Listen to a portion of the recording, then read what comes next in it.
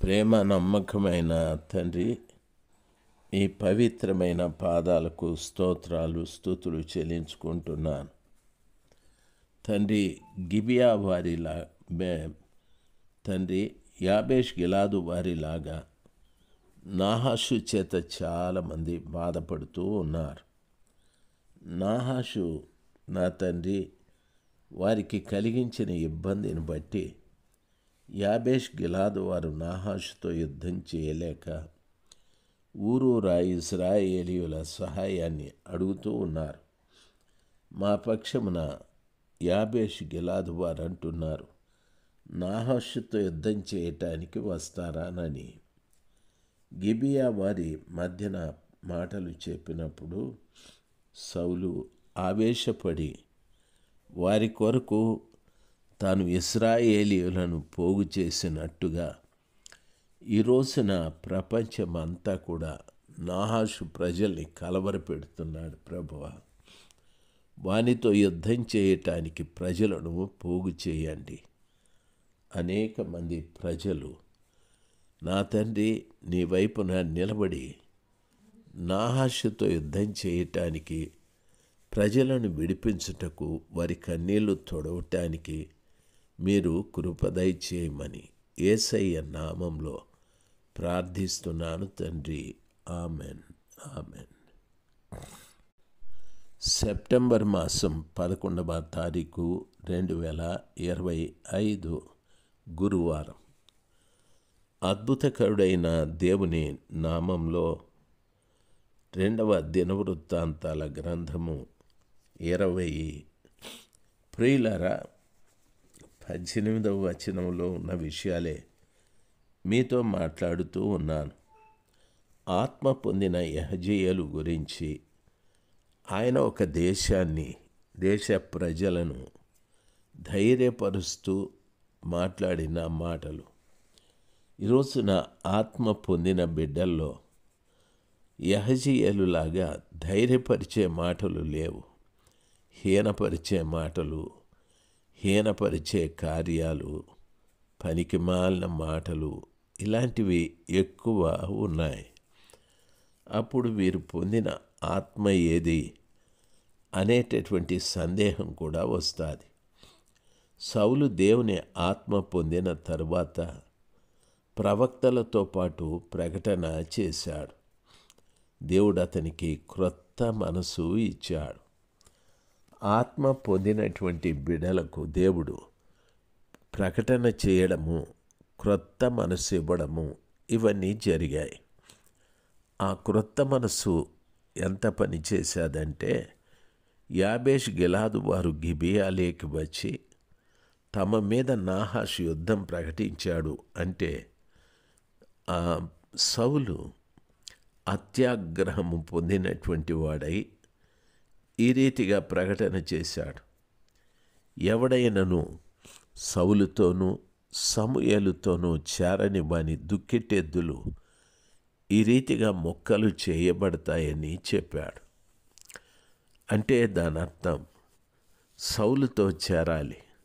సౌలు ఎవరంటే దేవుని ఆత్మ పొందిన వ్యక్తి, క్రొత్త మనసు ఉన్నటువంటి వ్యక్తి, ప్రవక్తలతో ప్రకటన చేసిన వ్యక్తి. మరి సమూయేలు ప్రవక్త ఎవరు అని అడిగితే, ప్రవక్త అనగా ప్రభు పాదాల చెంత కనిపెట్టి ప్రార్థించేవాడు. ఏ ప్రజలకు తాను ప్రవక్తో ఆ ప్రజల గురించి దేవుడైన యెహోవా సెలవిచ్చిన మాటల్ని ఆ ప్రజలకు వెళ్ళి చెప్పువాడు.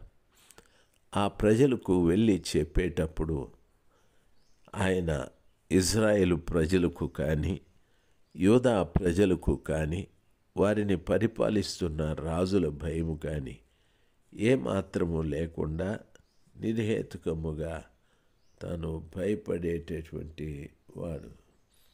అద్భుత దేవ, నీ పవిత్రమైన పాదాలకు స్తోత్రాలు. హల్లెలూయా. వేసేసినారు, అక్కడ కూడా లేవు. దేవా, ఆ రీతిగా సమూయేలు ప్రవక్త నాహాషు మీదికి యుద్ధానికి వెళ్ళటానికి ఇశ్రాయేలు ప్రజలందరినీ కూడా పోగు చేశాడు. ఈరోజు చాలామంది యుద్ధము సేవకుల మధ్యన యుద్ధాలు జరుగుతూ ఉన్నాయి. వారి సేవను వీరు పాడు చేయడం, వీరి సేవను వారు పాడు చేయడం, ఇలాంటివి జరుగుతూ ఉన్నాయి. దేవుని పిల్లలుగా మీకు నా మనవి, అటువంటిది చేయకూడదు. ఆత్మ పొందినటువంటి బిడ్డలు ఎప్పుడు ప్రియులారా గమనించాలి. ఆత్మ పొందిన వారు శత్రువుతో పోరాడాలి తప్ప మిత్రులతో కాదు. దేవుని వాక్యం ఆ రీతిగా సెలవిస్తుంది. ప్రస్తుతం క్రైస్తవ సమాజంలో జరుగుతున్న సమాచారం ఏమిటంటే, తామేదో కొంత దేవుని శక్తో లేక మరి ఏ శక్తో పొందుకొని స్వస్థతలు చేస్తాం, పిల్లలు పుడతారు, అప్పులు తీరుతాయి. ఇవే ముఖ్యమైన అంశాలు వారివి. అవి చెప్పి అనేక సంఘాలలో ఉన్న విశ్వాసులను వీరి వైపు తిప్పుకుంటూ ఉన్నారు. పాపం ఆ సంఘాలలో ఉన్న సేవకుడు వారిచ్చే కానుకల మీద ఆధారపడి బ్రతికేవారు.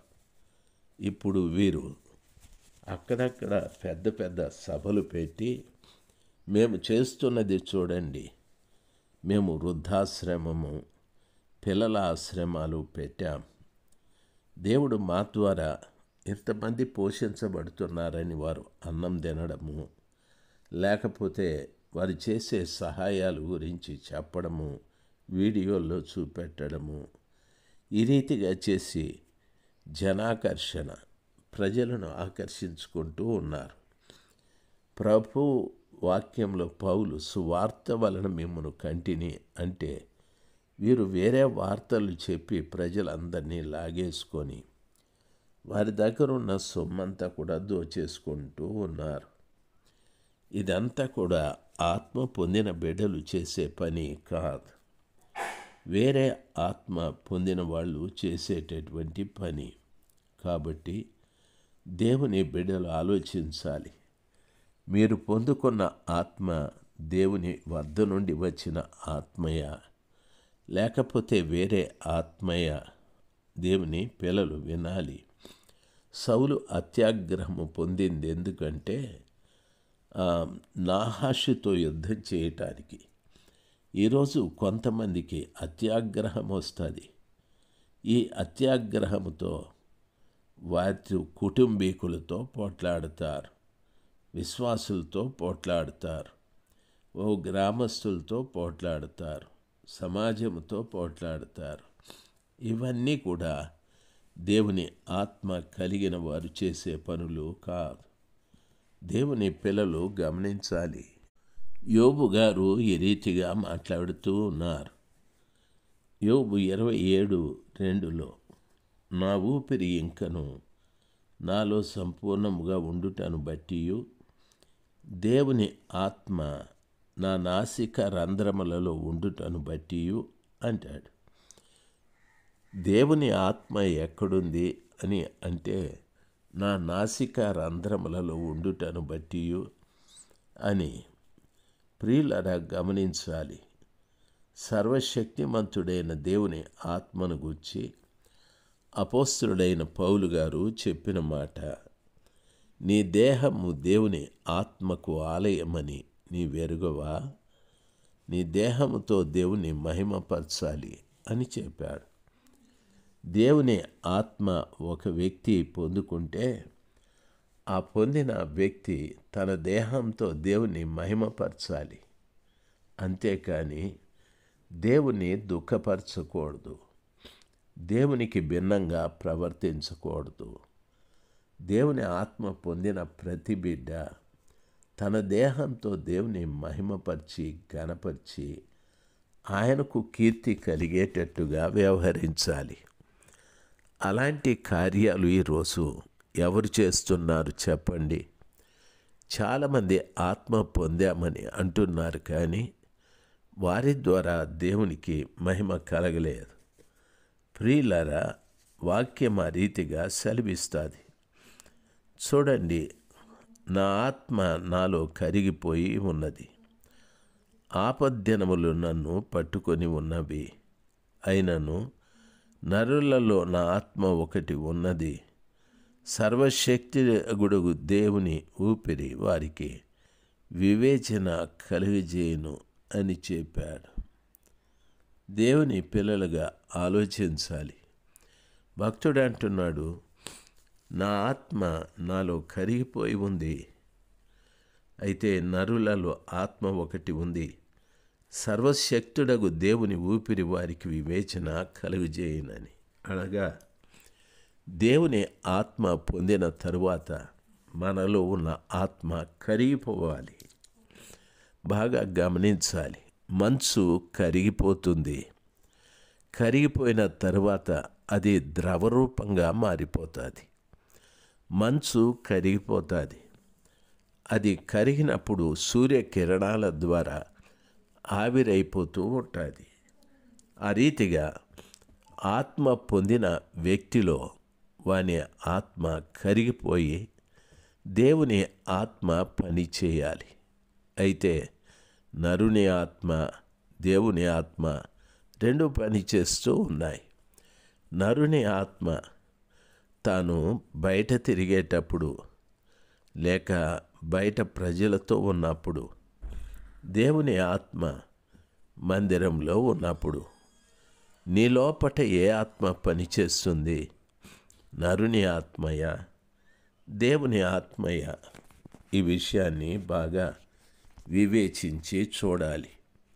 నరుని ఆత్మ అయితే నిజంగానే నువ్వు దేవునికి ఉపయోగపడవు. అయితే నీ అంతటా నువ్వు ఉపయోగపడుతూ ఉంటావు. దేవుని ఆత్మ అయితే చాలా గొప్పగా ఉంటుంది. వీటిని ఆలోచించి నీ లోపల ఉన్న ఆత్మ ఏది అని గ్రహించి దేవుని ఆత్మ కలిగి ఉండుటకు ప్రయత్నము చేయాలని ప్రభువు నామాన మీకు మనవి చేస్తూ ఉన్నాను. ఆమెన్.